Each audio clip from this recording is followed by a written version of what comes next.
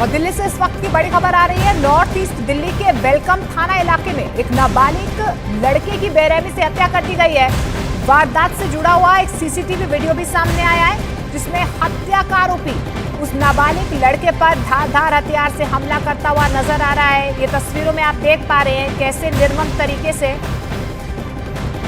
ये इस पूरी वारदात को अंजाम दिया गया। दीपक बिष्ट हमारे सहयोगी फोन लाइन के जरिए जुड़ रहे हैं। दीपक, क्या मामला है?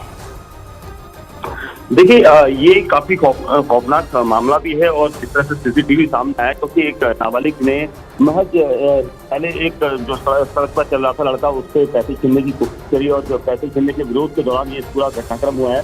और जो आरोपी था उसने पहले से अपने पास चाकू रखा था और उसी से उसने ताबड़तोड़ वार किए थे, क्योंकि बड़ा काफी संगीन मामला है। दिल्ली में ये पहला मामला नहीं है जब इस तरह से जो नाबालिग लड़के हैं वो इस तरह से खौफनाक वारदातों को अंजाम दे रहे हैं। हालांकि पुलिस का कहना है कि इस पूरे मामले में जो लड़का था उसे पकड़ा गया है और जो मृतक है वो भी महज 17 साल का है। तो इस पूरी वारदात को लेकर ये घटनाक्रम जो हुआ था वो नॉर्थ ईस्ट जिले में हुआ था और उसके बाद से ही पुलिस में तफ्तीश कर रही है, क्योंकि इस पर बताया जा रहा है कि पहले भी मामला जो हत्या का है वो दर्ज हुआ है। फिलहाल ये जो सीसीटीवी आया है वो काफी खौफनाक है, जिस पर बिल्कुल खौफनाक तस्वीरें कहीं ना कहीं इस पूरे वारदात के सामने आए। शुक्रिया दीपक फिलहाल इस तमाम जानकारी के लिए।